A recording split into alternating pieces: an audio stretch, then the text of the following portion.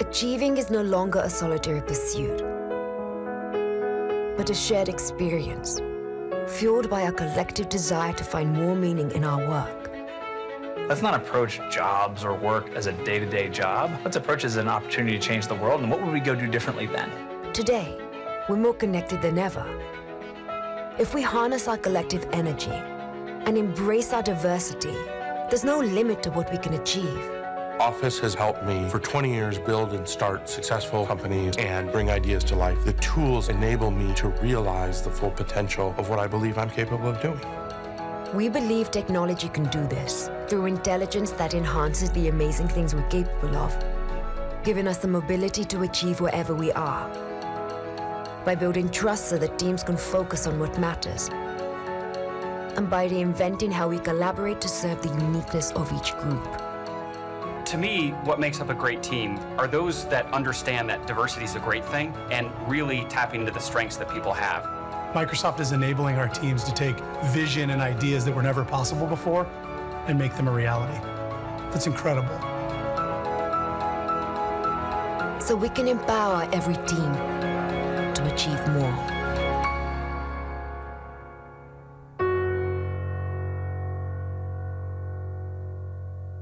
Please welcome General Manager of Microsoft Teams and Skype, Lori Wright.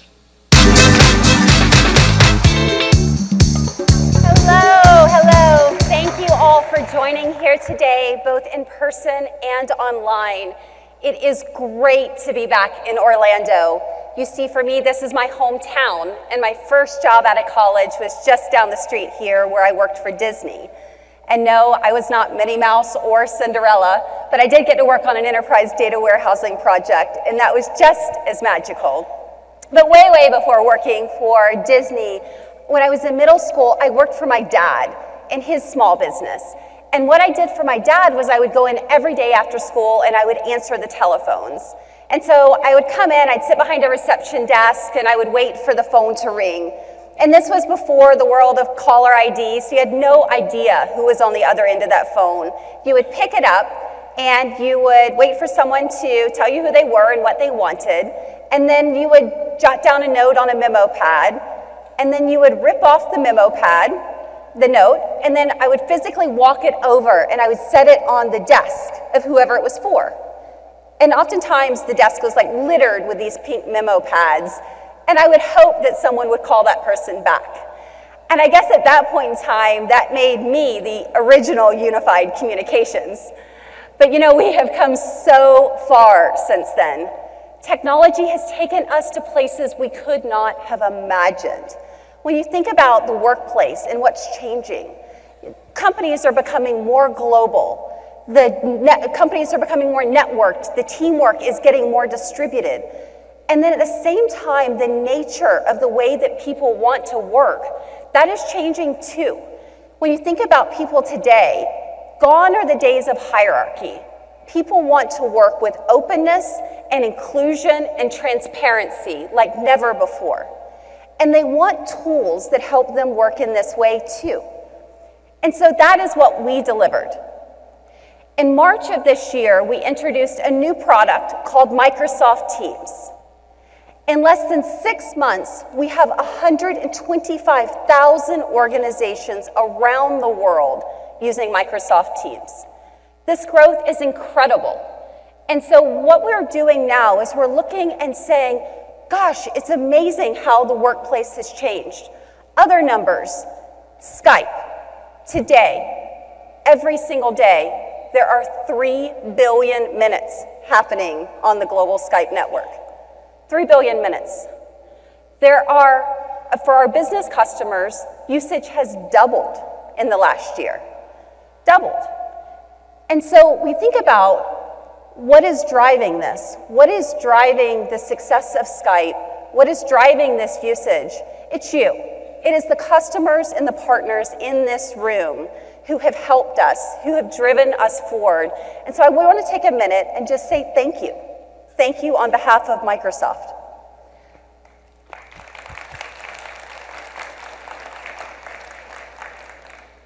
But another sea change is happening. If we think about what Satya talked about today, The promise of AI, the promise of machine learning, these technologies are becoming real. When you look at the data and the insights in the Microsoft graph, this is intelligence we have not had before. And so now we sit and we say, we have this sort of knowledge. We're moving beyond unified communications. We are moving to a world of intelligent communications. With intelligent communications, we can do things that we could not do before, that were just fundamentally not possible. Imagine for a minute with intelligent communications today, if we can have full context about the entire meeting life cycle. So just talking about meetings, before, during, and after.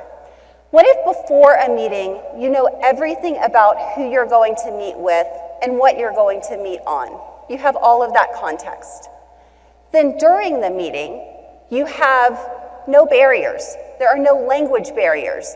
There are no visual barriers. There are no hearing barriers. Even just a noisy room gets eliminated. And then after the meeting, what if technology does all the heavy lifting for you? Technology sends out a summary of that meeting and those action items. All of this is becoming possible with intelligent communications today. It is moving us to a fundamentally different place. And so to achieve this vision, we announced two important things today you've probably already heard about. The first thing we announced is that we have redesigned the architecture of Skype. We have a new cloud-born infrastructure for Skype that is powering Microsoft Teams. This lets us innovate faster than ever before and lets us deliver a higher quality of service than ever before. The second announcement we made today is that we are taking the capabilities that were in Skype for Business in Office 365 and combining those with the capabilities of Microsoft Teams for one client experience. So the Skype for Business client in Office 365 will go away over time, and there will be a single client experience. This is the future of intelligent communications. We have the architecture, we have a single client experience, and we have a roadmap that is so exciting that will set us up to deliver on this vision.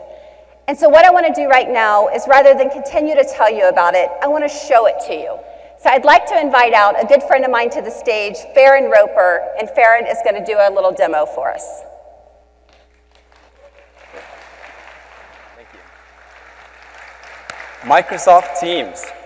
I'm so excited to be able to share with you guys today the latest capabilities with Microsoft Teams, the hub for teamwork within Office 365. When it comes to collaboration, having the right tool for the job is now more important than ever. And this is why I am a Microsoft Teams super fan, because I've seen firsthand the benefits it can deliver for your organization, your projects, your team, and even in your role. So let's get this demo started. This is Microsoft Teams. So I'm going to start on the left rail, and here you'll see your activity bar, your chats where you can initiate 1:1 or group chats, your teams, meetings, calls, more on that later, and files. But let's start with Teams. And as we think about Teams, Teams can exist within an organization, a project, or even a subject interest group. And within Teams, we have what we call channels. And channels are simply this. They're conversations grouped by subject matter. So right now, I'm part of a team that's doing MBA recruiting, and I'm in the Northeast Campus Events channel. So I'm going to select this channel and scroll all the way up. And what you'll see is that the conversations are threaded. And the benefit of this is that your files and your conversations, they stay together. Think about a new person coming into a team, being able to contribute in a meaningful way almost immediately. The @ sign shows that I've been explicitly mentioned. As I scroll down, the red bang indicates importance. So I can go directly to that information that's important or pertinent to me. As I scroll down further, some of you might be asking, but what about a conversation that's been initiated by email? In this example, you can see that the email has been forwarded directly to the channel. One of our most loved features within Microsoft Teams is the ability to add images and GIFs and emojis. So here you can see my colleague Delanda has invited me to happy hour. I could say yes, but why would I do that when I can do this? Pretty cool, right? And that's pretty much my reaction to every happy hour. Yes. Now I'm going to take a moment and talk about something really important and really cool. We got feedback from a lot of you over the past while that as you think about collaboration and teams, your teams exist inside and outside your organization. So I'm here to tell you that guest access is here. Guest access is here. And we've launched guest access without compromising any of the enterprise-grade security that you've come to expect from Office 365. Aside from guest access, there are constant slew of innovations rolling into Microsoft Teams. Third-party apps, for example.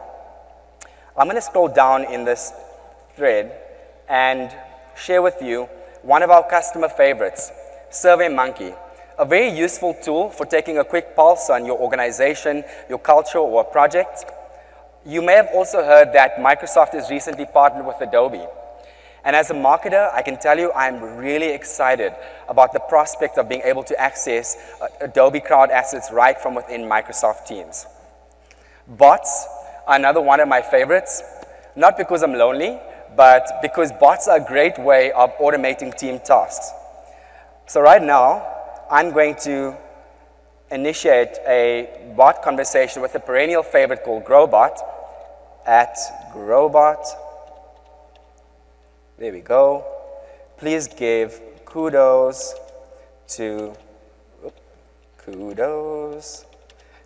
my colleague at Mark for being such a great collaborator. And there you have it. I can even check a leaderboard at Growbot.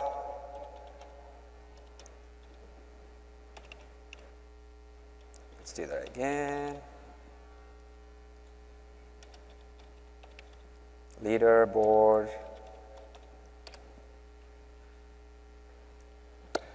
One of my favorites, as I said. But we're going to switch gears for a second, and I want to talk about my absolute favorite feature within Microsoft Teams. And it's not what you expect. It's not going to be the GIFs or the emojis or any of the cool stuff, but it's the stuff that makes my job easier every day. I want to talk about tabs. So in my job, I deal with an abundance of information, websites, files, tools, links. One of my pet peeves is having to switch between multiple apps. And also, thinking about it, it's very difficult to kind of stay on top of all of this information at the same time. Well, this is exactly the kind of benefit that Microsoft Teams can unleash for yourself and your teams. I'm going to start in the Files tab. And files can consist of what you see here, but also third-party integrations such as Dropbox and other third-party services. But let's go into the sample interview questionnaire, which I'm co-editing with my colleague Delanda. And as that loads, you'll see that I can edit this document in Teams, I can edit it in Word, or I can edit it in Word Online. So I'm going to edit it in Teams right now. And you'll see that my colleague is currently co-editing this document with me. But the real beauty is that the conversation that goes with this document appears on the right rail. So your co-editing process, your co-creation process is relevant, contextual, and real-time. So I'm going to close this up and I'm going to switch to another tab. You'll see over here I've pinned the campus map or website to my tabs folder. Power BI. As a data-driven marketer, I live in Power BI, and you can see that the Power BI experience is a rich and an immersive experience. A Trello board, another much-loved third-party app for automating tasks. I'm going to switch some of these around. A really great UI. And pinning apps to a tab has never been easier. All I do is select that plus sign, and I can add third-party apps such as Hootsuite, Trello, and the like, all those apps that you use every day, like Word, PowerPoint, Excel, and Planner. And the best part, I can do all of this from within Microsoft Teams. Yes.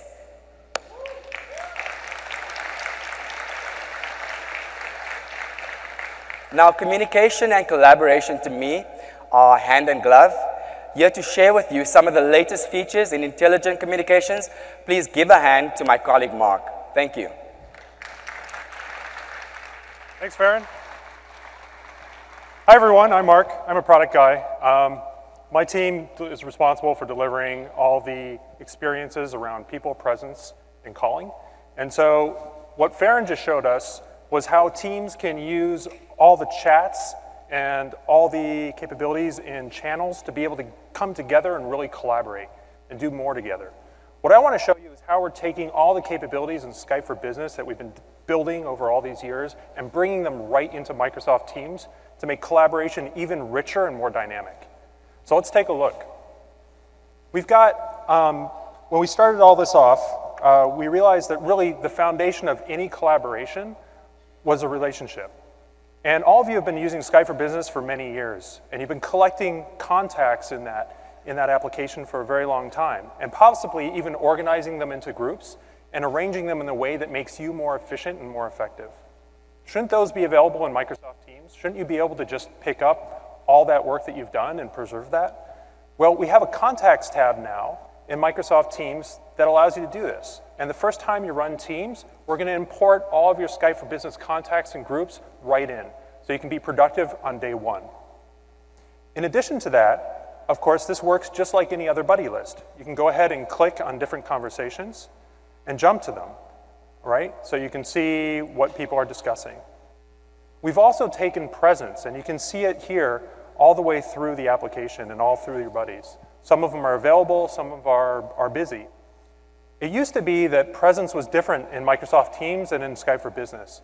But we've combined these two things now, and we have a single unified presence model, so that when you see that somebody is available, they're available all the way across the entire applications. Woo. So chats are awesome. I really like chats, but I'm a calling guy. And so I find that you really, sometimes you just need to get on a call and talk to somebody, especially if you're dealing with something complex and you want some real-time communications, or you have to resolve a problem. So we've been listening to you over the last year, and everybody has been asking us, well, when can we bring communications, really full communications, to Microsoft Teams? And so we've built the Calls app, and this appears right here in the left-hand rail. And when you type it, click in, you get a full calling experience. And this is everything you would expect from a phone. We have your contacts there, we have history, we have voicemail, we have a full dialer. So in contacts, what you can do is you can go ahead and you can move right through. We've created a speed dial list so that everybody that you want to be able to call in a single click are right there at your fingertips. We also have suggested contacts, and these are coming from your calendar and from other sources where we're seeing that these are people that you communicate with frequently, and you might want to add them to your speed dial list. For those of you who have thousands of contacts, and yes, there are people out there that have thousands of contacts that they've entered in, we've created an alphabetical list so you can go through and find people really effectively. History is pretty much everything that you would expect. It has all your missed calls, all your incoming calls, and I have a whole lot of calls from Barbie, so I'm probably going to have to give her a call back in a little bit. You have everything that's right there, and you can click on them to return a call. Voicemail is being pulled from Exchange. So all of your voicemails that you've already had will still appear here right in Microsoft Teams. And you can click on them, you can play back the audio, or if you happen to deflect a call while you're in a meeting, you can read the transcript later on when it arrives. The dialer is a full dialer. We've brought full PSTN capability into Microsoft Teams now. So you can dial out to any number, whether it's international, whether it's national, whether it's even an extension within your organization. We also have emergency E911 dialing, right? So if you have a problem, we've got your back. Let's go back to what Barbie was doing here and give her a call. So we'll jump back to contacts, give her a quick call and check in with her.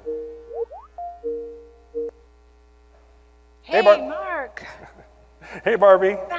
Finally, thanks for calling me back. I was beginning to think you were standing in front of a couple thousand people or something. No. I really need that stuff you promised me yesterday. Somebody else is calling me? You gotta be kidding me. All right, so multi-calls. How do you like that? So what's great about this, it happens. This is proof. So what's great is I still have Barbie on the line. And if I need to, I can go ahead and just transfer her, right? So in this particular case, she wanted to talk to me about something, and then I was really interrupted. Now I'm going to go ahead and transfer her back to the person that I needed to, which is Emily. I hit transfer, and it just happens. This is one of the enterprise voice features that we've added in. And we're going to continue adding in more and more enterprise voice features right into this, so that this really becomes a legitimate replacement for your phones. Right? So there's a single application you can come to do all of your calling and all of your collaboration in one app, which is really great. So that's calling. What about something like meetings? Well, in meetings, this is going to be a thing, isn't it? I'm just going to continue hanging up on them. All right, so in meetings, what we do is, there's a couple, I wonder if somebody's sharing a demo tenant or something, like there's another demo going on someplace else. So in meetings, what we do is we end up basically being able to, you know, at times when you're using a channel and you want to schedule a meeting, you might come across some event like this, right? So I'm being asked to attend a Paris recruiting trip. I don't especially want to go to that trip, and Farron gave me some kudos earlier, so we should send him. So I want to schedule a meeting, probably with Emily, to get Farron basically on the hook to go to this particular recruiting trip. So I can do this in a couple different ways. Like, we could go ahead and retrain everybody on how to do Teams meetings specifically, or you could actually go just right into Outlook and find a time where you want to schedule somebody, hit the new Teams meetings Outlook add-in. So you can see we have a Skype one, but we also have Teams. And now there you go. So they get all the coordinates, they can join online, everything's good to go. One of the features that we're really excited about, too, is that we've just added in dial-in conferencing. So right here, there's a toll number that you can go ahead and call. But we also, because we're an international company, we offer local numbers across 90 different countries and 400 different cities. So that means that no matter where you are, if you can't get an internet connection, you can still join the call and you can still participate. The great thing about this is that you don't have to retrain anybody. They just they can pick up and continue using us the way that they normally have. So that's one way of scheduling a meeting. But we also wanted to look at how could we make meetings more effective, right? We wanted to create the digital equivalent of huddling around a desk. A lot of you have open seating forms, right, or plans. And so we wanted to make it really easy for people to just gather around you and have a meeting. So we kind of really wanted to be able to create a mechanism where you could capture all the context of a particular event and encapsulate it in a meeting request. So for example, I can go ahead, this is great. I can go ahead and I can schedule a meeting right here in this channel. So let's say Farron is going to Paris. Go ahead and schedule it in. And I can create a schedule. And from here, I can add in Farron as well as Emily. So they're going to get a meeting request. We'll schedule it for a few hours from now. In their inbox, and it will appear on their calendar. But this particular meeting was scheduled inside of a thread, right? So we had this whole thread around Paris recruiting trip. It has the full context of what we were talking about. So anybody who wants to join can. This is a public meeting. It's in a Teams channel. And we have it started at 5:30, so everybody can see when it's going to occur. When it's live, they can just jump right in. That's pretty cool. That allows people to be able to just hop into a channel, see that a meeting is occurring, and if they have something to contribute, they can see the context and join in. And that just really builds more opportunity for people to huddle and have more collaborative experiences together. So finally, what does this look like? So if I hop into the Teams channel, I can see that there's a meeting already going on. Let's go ahead and join that. I can see who's actually participating, I can see how long it's been going, and I can easily just hop in. Hey guys, so I'm just dropping in. Here we can see the PowerPoint presentation that's being done. We have a whole app sharing model now that's built in, so I can see all the animations, I can see the transitions as they occur. It's great quality. I can also go ahead and click into the gallery, and I can see that somebody has dialed in from PSTN, and I can also see that people are sitting in front of like brightly colored curtains, which is wonderful. I can hover over people's names. So if I didn't know who Delenda was, I could go ahead and hover over that and then just jump right into the org chart and find out who it was. I don't know if you've ever had that opportunity or that experience of sitting in a meeting and kind of wondering who's joining, whether they're a VP or whether they're a colleague. You're not really quite sure and you don't know what to say. So that's an opportunity there. We also have the ability to share content. So I can look at all the applications that are available and then select the one I want and just jump right into sharing. So that's the meeting experience. But sometimes I can't be at the desktop, right? Not all the time, at least. And so we've gone through the process of building Microsoft Teams on all of the major mobile apps. So we have, or platforms rather. So I like to take my meetings in the morning with coffee, and I can do that at home. So I can go ahead and, with this application, I can flip through activity, I can look at chat, I can look at Teams, I can look at messaging. And I can even go ahead and join the meeting that I was just in. So here we go. So this is pretty good, but I think this is better, so I can see the whole resolution of what's going on. And that way I can be fully engaged with my team no matter where I am, which is pretty cool.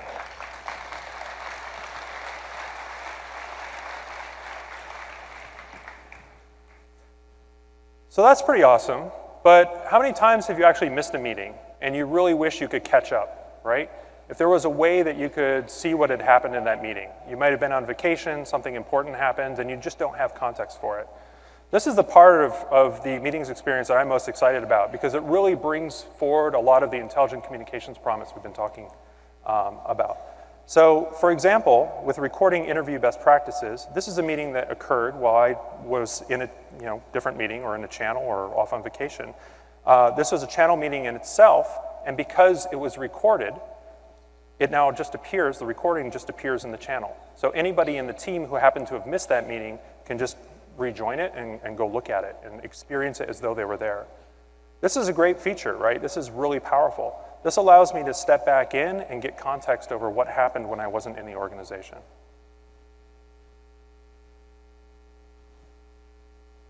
So as you can see, it queues up. Thank you all for joining the I can meeting experience today. the whole meeting Yusuf, as though it were can you please happening. Present the deck. Sure thing. Thank you. And all the content appears as well. So everything's there as though I was experiencing the meeting firsthand. Because this is all recorded and stored up in the cloud, there's many other things that we can do with it. One of the things is if you happen to have a hearing disability, all this is closed captioned automatically. So you can see the closed captions as they occur within the video.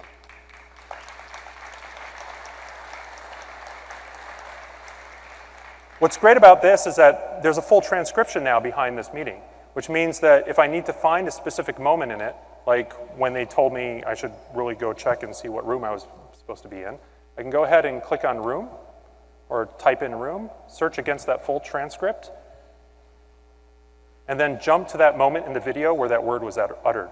And that allows me to just quickly index and jump into the video and do all the things that I really need to do and get in and out quickly. So this is just really the start, right? Once we have all this content up in the cloud, we'll be able to do things like look at that full transcript, identify names, do at mentions. And so it's a really exciting time in the product because we're really going to be bringing a lot of new capabilities out. All the features that I showed you today are in product or in preview, and they're going to be coming out really soon.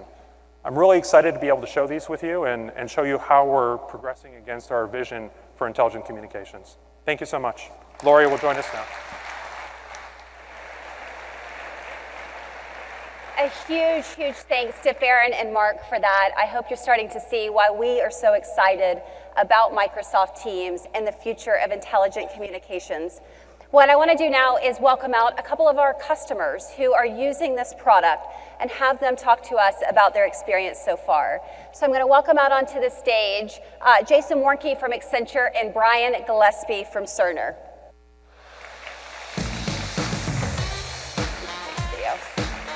Thanks for being here, guys. Thanks for having us. All right. So a couple burning questions, I imagine. So Jason, we'll start with you. Would you mind telling us a little bit about your decision to use Teams and the role that it plays in collaboration across your organization? Sure. So Accenture is made up of about 420,000 people around the world. And we were looking at the way that our people were working. We're a largely millennial-based organization, I think over 75% at this point, and they work differently. And we were watching the way that persistent chat tools and many other tools in the marketplace were working, and we said we needed to adapt the way that we provided collaboration tools to our people that worked and adapted to the way that they worked. So for us, Teams was sort of the future of the way that an organization like ours collaborates. Great, great. And Brian, how did it work at Cerner? Yeah, so it was similar. We have a very empowered workforce. They can go use the tools, technologies, processes they need to be efficient. We had noticed over the last 2 years a real move for people using group-based chat, persistent messaging applications. As an IT team, we had went and looked at the market, analyzed things that met our security and compliance needs, as well as our enterprise scale at a price point our finance group would buy off on. There really wasn't anything we could find, so we were ecstatic when Teams was announced that enterprise scale platform, security and compliance that we know, and it was an extension of our existing investment in Office 365. Great, great, and really interesting perspective. I'd love to talk now just a little bit about the rollout. So maybe we'll start with you, Jason. You can tell us a little bit about how the rollout worked at Accenture. Sure, we took, and we were sharing some stories backstage. We have a different approach here. So we started with an organization our size, an IT organization our size, we started out first in our IT organization, very structured, governed approach on turning on bits and pieces of the platform, which we thought was really cool, the ability to sort of have the ability to turn features on and off. And we started first with our IT organization to really learn how that worked and get the feedback back to us and back to Microsoft. And then as we saw how that worked, we rolled more and more of those features out to a larger and larger group of people. I think we're at about 11,000 people right now, close to 4,000 different teams. We plan to roll out to the rest of Accenture very soon, here in the next month. Wow, wow. And so Jason alluded to this, Brian, but maybe you can tell us how your rollout was a bit different, because it was. It definitely was. We're about 180 degrees different. So at the preview announcement, we looked at Teams. We saw that it was secure and compliant, fit into our organization from an operational standpoint. So we decided to just turn it on for the organization. So day one of the preview, enabled it. We reached out to some of the key influencers that were already using group-based chat and persistent messaging and said, hey, teams.microsoft.com, go download it, go crazy, have a good time.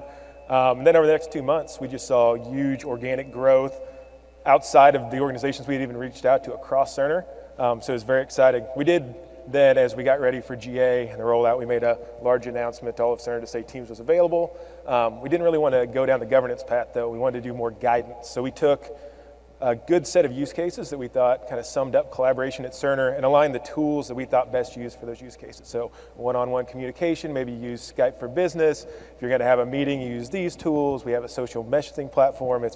So we tried to line that out and give guidance and not governance, and we see that adoptions just continue to soar with that approach. That's really great. Can you tell us a little bit more? I'm interested in the specific use cases you were talking about, which are the more interesting ones you've been seeing emerge? Yeah, so there's really 3 use cases we see. The first is just team collaboration. It's the kind of, I think, the key point of Teams is to help groups collaborate.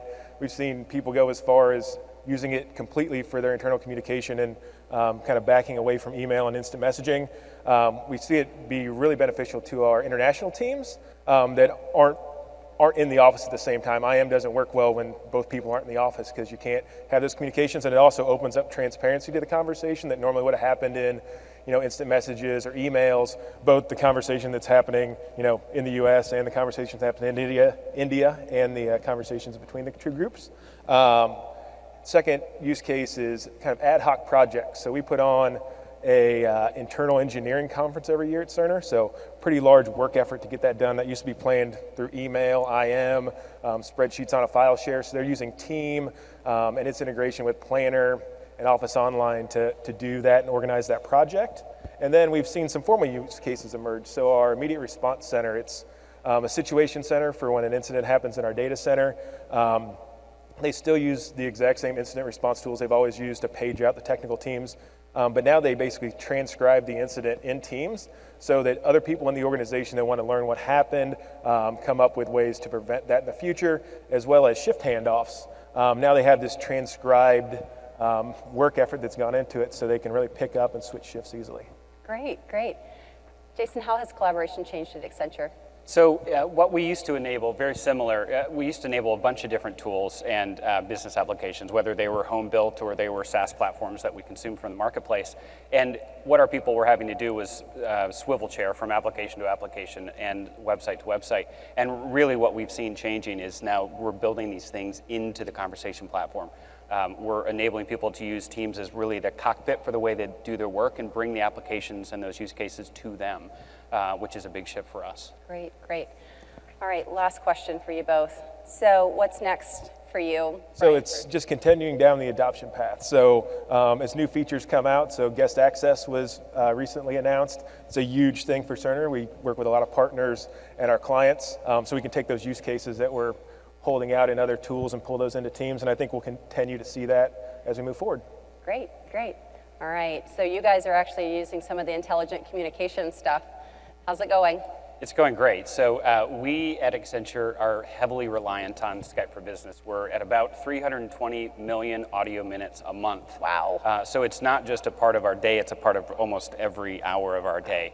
And so the shift for us is to say, to that point around the single cockpit, we don't want people to have to use one application or business application here and go use their communications platform over there. We really want to bring those two together, and that's our big transition or shift, and that is now moving all of that Skype for Business traffic from Skype for Business to Microsoft Teams, which we're incredibly excited about. Wow, right, future ahead, great. Well, thank you both for being here. What I want to do now is turn to talk to about you, actually. If we think about, we've seen the product, we talked to these great customers about their experiences, but really want to dig into the deployment side of it and what this is going to mean for you.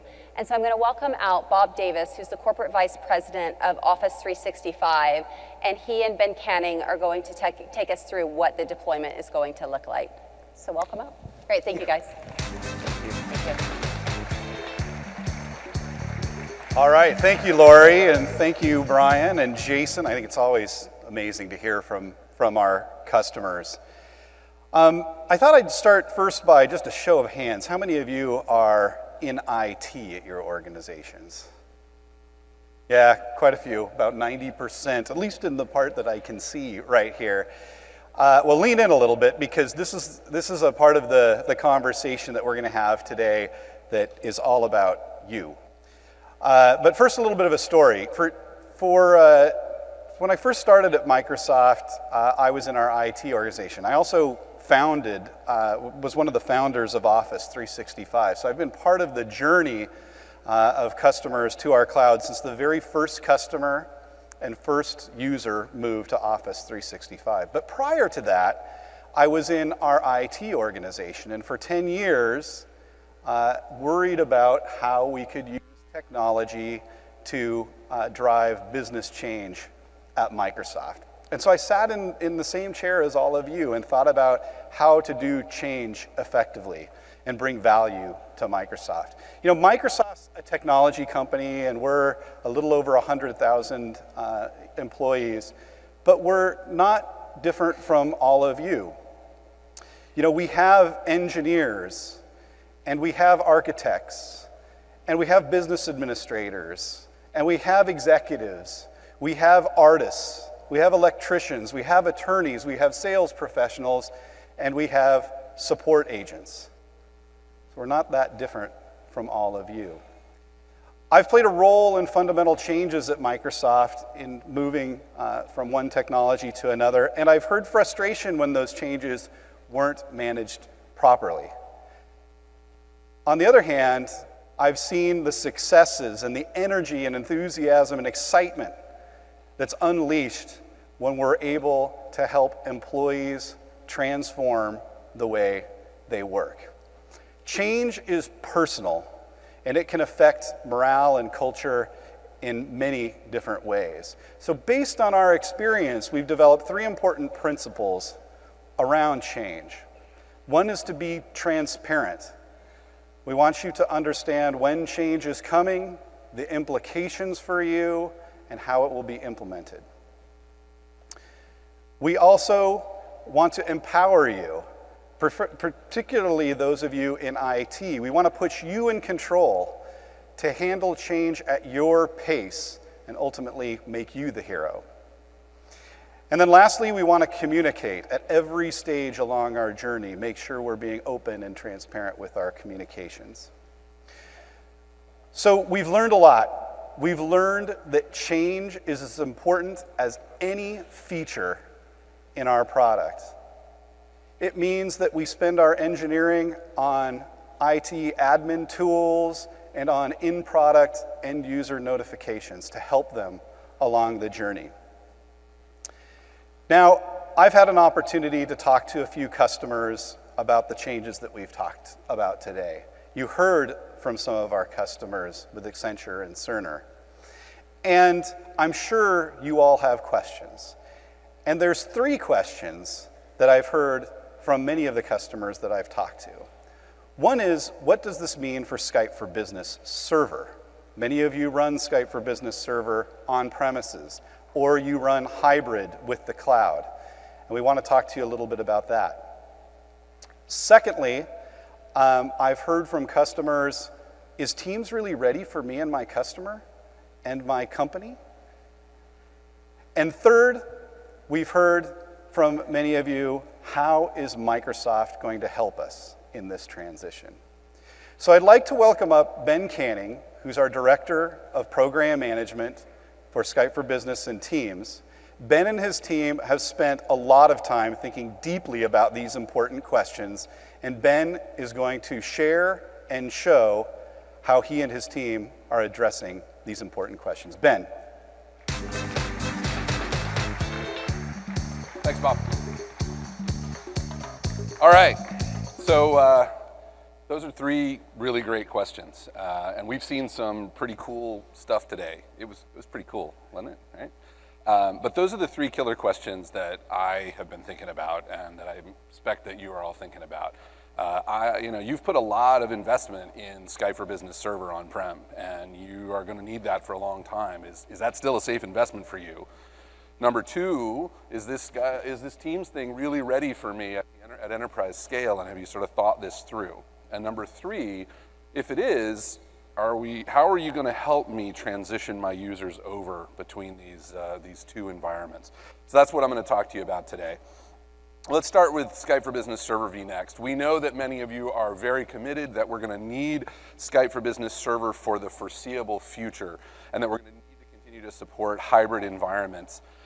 We are just as committed to Skype for Business Server as you are, and that's why we're hard at work on our very next version of Skype for Business Server that we're targeting for delivery in Q4 of next calendar year. So this will be a brand new server with refreshed mainstream support. We'll be bringing down all of the quality and security and performance fixes that we've been developing in the cloud over the last couple of years, and bring those down to that server, as well as addressing a number of the feedback that you have sent to us. We'll also be refreshing the Skype for Business client at that time to go along with that new server and address some of the features in it. We're focused in this server release on IT Pro and voice-centric features. We expect that many of you will keep particularly enterprise voice workload on-prem for the next couple of years. And we want to make sure that you have an on-premises server that meets your needs and addresses some of the critical capabilities that you've been asking us about. We're also looking at ways to bring some of the power of the cloud down to you on-prem in that server. So for example, the call analytics tool that I'll show you in a few minutes here, we're going to make that call analytics tool able to work with the on-prem server, so that while we build advanced machine learning-based analytics in the cloud, you can take advantage of that even though you have an on-premises server. And we're going to be working on improved Teams interop to make sure that when you have Teams users in the cloud and Skype for Business users on-prem, that those 2 environments work very well together. So again, targeting that in Q4 of next year. Yes, we are committed to that workload. So let's talk about question number 2, is Teams really ready? And I want to look at a couple of different dimensions of this. Number 1, from a security and compliance perspective, are we ready? And the answer is yes, we believe we are ready. Teams was built from the ground up on Office 365 with industry-leading security and compliance capabilities. So are we delivering Teams into the diverse data centers so that you can manage your needs for data sovereignty? Yes, we absolutely are, starting in the first part of next year.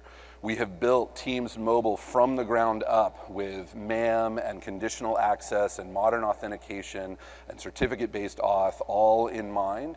And all supported. So you can free your employees to use Teams Mobile without having to worry that you're compromising the security posture of your organization.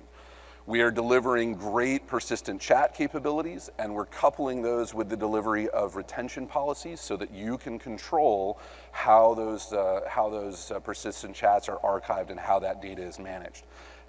And lastly, I want to talk about e-discovery and audit, and I'll show you here. So up on the screen here, this is the Security and Compliance Center in Office 365. And one of the things that I love about Office 365 is that rather than having a bunch of siloed applications, I've got one consistent interface for doing things like managing audit logs and journaling. And Teams is no exception here. Because we built Teams from scratch in the cloud, it sends every event that you do in Teams pretty much into the Office graph, surfaced into this audit log. And so you can see here on the screen that whether I'm creating a team or deleting a channel or signing into Teams, all of those events are journaled and logged and are accessible through that Common O365 audit log. So with one place, I have all of that information pulled together, whether it be across SharePoint, Exchange, OneDrive, and so forth. We're also going to have your back from an administrative tools perspective. One of the things that we're doing right now is we're bringing together Teams administration and Skype for Business administration into a new Teams and Skype for Business admin center, one single admin center with a very long name that I don't even get a laugh for the very long name, seriously. So one single admin center to rule them all. This is a new admin center built from the ground up. It's super fast, and it will bring you things like user-based policies for Teams and all of the controls that you need. A key thing that we're doing is if you've invested in our cloud phone system, in our audio conferencing system, in our calling plans, none of those things change as you transition over to Teams. So your phone numbers don't change, your conference bridge numbers don't change. If you've created call queues, none of that changes either. So all of that just transitions seamlessly for you and for your end users. And tools like call analytics, which is what I'm showing up here, again, we're integrating Teams and Skype for Business together. So the call analytics tool and the call quality diagnostics tool that you use to deliver a great user experience for your end users, those tools are integrated, and Teams and Skype for Business calls will show up in them, as will interop calls between them, giving you all the information at your fingertips to deliver a good quality experience all in one place. We also know that you've got a huge investment in devices, and we're going to make sure that that investment does not get disrupted by this change. So your existing Skype for Business certified phones will continue to work as users transition to Teams. And from a room systems perspective, we're incredibly excited to be expanding our line of Skype room systems. Lenovo now joins Crestron, Logitech, and Polycom in offering Skype room systems. These are terrific ways to bring the Skype and Teams meeting experience to every room, and all of those existing devices and the new ones will be upgradable to support Teams meetings in the field automatically. These are great devices. We have them down on the show floor. I strongly encourage you to come down and check them out. They're pretty cool. We're also making sure that all of your existing devices can continue to participate in both Skype for Business and Teams meetings. We are expanding our cloud video interop partnerships, adding PEXIP and BlueJeans to our existing partnership with Polycom, all of whom are going to be offering cloud video interop that works with Microsoft Teams meetings. So whether you've got existing gear or Skype room systems gear, any of your rooms are going to be able to participate in Skype for Business and Teams meetings, and all of your phone endpoints will continue to work with Skype for Business and with Teams. So we've got your back there. Lastly, we're going to cover you with your end users, and I'm going to spend a fair bit of time demonstrating how we're going to do this. But we're focused very heavily on that first run experience and on providing guidance within the application so that your users can get up and running quickly. Whether it be coaching marks that guide the user around the application, or what we call T-Bot, which is a great little bot that provides help and support and gets smarter over time. And I'll demonstrate that in just a minute. So from a security perspective, from a rooms perspective, from administrative tools to end user support, the answer to question number 2, we believe, is yes, we're ready for you to try this out in your organization and get rolling on the journey. So let me close with question number 3, which was, okay, how are we going to actually do this? And for that, I want to take you through the administrative side of that journey, and then we'll look at what it looks like for an end user. So here I am in the Skype for Business and Teams admin portal. Remember, we said we were going to bring those all together, and here I'm looking at a set of users in my organization. Now, you're going to want to pick a set of users to do a pilot. And so let's imagine that we pick the sales department in New York, and we filter down on just those users. And we can select those users, and we can set their Teams upgrade status. And you can see here, I'm looking at a policy management screen, and I've got 3 options for my Teams upgrade status. I can run Teams and Skype for Business side by side. And that just means that the 2 apps run side by side, and the user has control over what they want to use Teams and Skype for Business for. This is a great way to start rolling out Teams in your organization, getting users familiar with it, perhaps using Teams as your solution for group collaboration, and keeping calling and chat on Skype for Business. So you can start this rollout slowly. Side by side with Notify is what I'm going to demonstrate for you in just a second here. This says, hey, I'm about ready to flip the switch and move these users over to Teams, and I want to give them some notification. So when you set this mode, it means that Skype for Business is going to inform the user that Teams is coming. We're going to bring Teams down to the desktop in the background so that Teams is ready to go. We're going to migrate across all of their contact groups. We're going to apply policy settings and et cetera so that they're ready to get up and running and they've been given some guidance to go and try Teams. And then finally in Teams only mode, we've now shifted and switched all incoming chat and all incoming voice over to Teams. And we've put Skype for Business in a meeting join only mode where it'll join meetings if you're invited to a Skype for Business meeting, but everything happens in Teams. So you have control over when and how you roll this out to your organization. So I'm going to go ahead and say we're going to do side by side with Notify for these users. And once I apply that policy, that's pretty much it from a migration perspective. There's no lengthy migration, no weekend downtime. All we're doing is applying a policy to these users, and then the 2 applications and the service are smart enough to know how to behave and how to route once we set that policy. So it's very easy to use very easy to apply from the administrative perspective. So I'll finish up talking about, let's talk about the end user experience, and I'll come over here. There we go. So here's a user that I have set in that side-by-side with Notify mode, and you can see here I've got a banner that says Skype for Business is upgrading to Microsoft Teams. Go ahead and try it.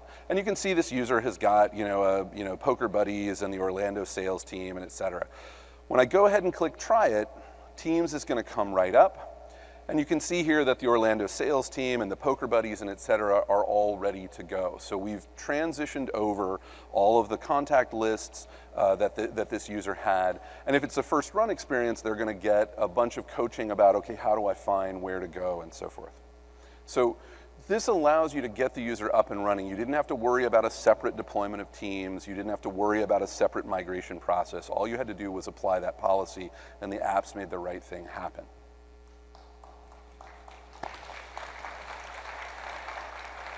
Now, you know, as we said, you've moved some users over to Teams, and this user is perfectly happy using Teams, but a lot of the users in your organization are not using Teams yet.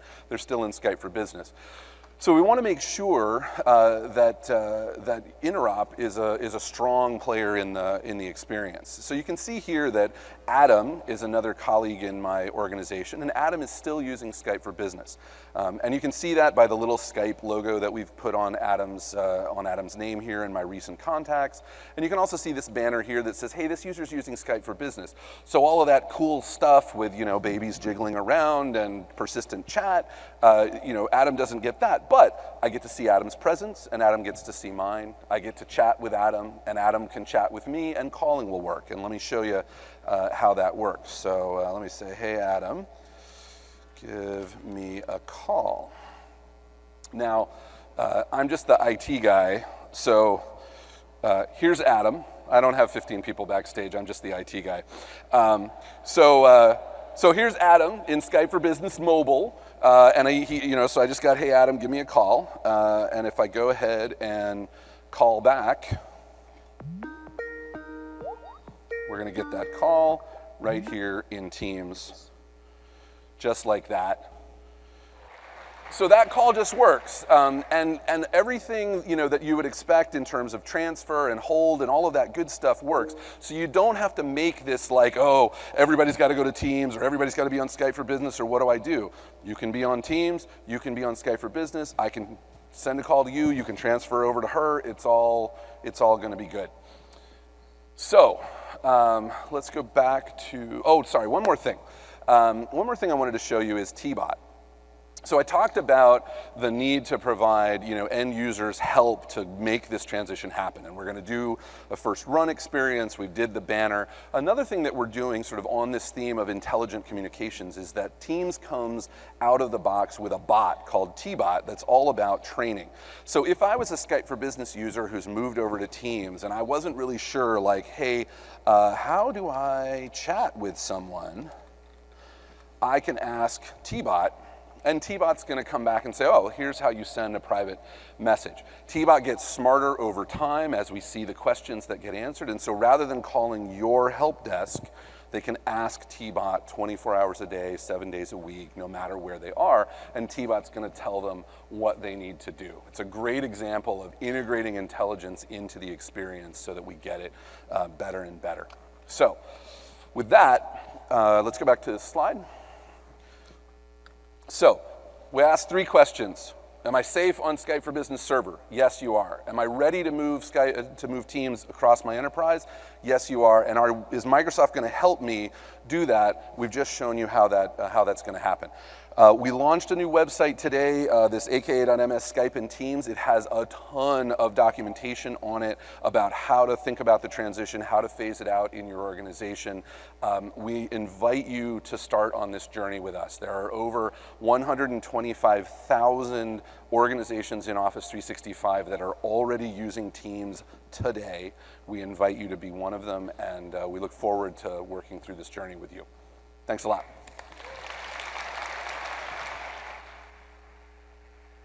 Awesome job, Ben. You guys can give an extra round of applause for Ben because he did such a nice job. Thank you. Thank you. So you've heard from us today. We started talking about memo pads to UC and now to the world of intelligent communications. And when we look out, we continue to push the boundaries of what's possible. That's why we all do what we do in IT. If you think about it, it's the thing that motivates us all every day to get up and continue to push forward. And so we invite you to continue the next phase of this journey with us. Please join us in the booth. Please come to the breakout sessions. And we truly look forward to working with you all to continue to empower teams to achieve more.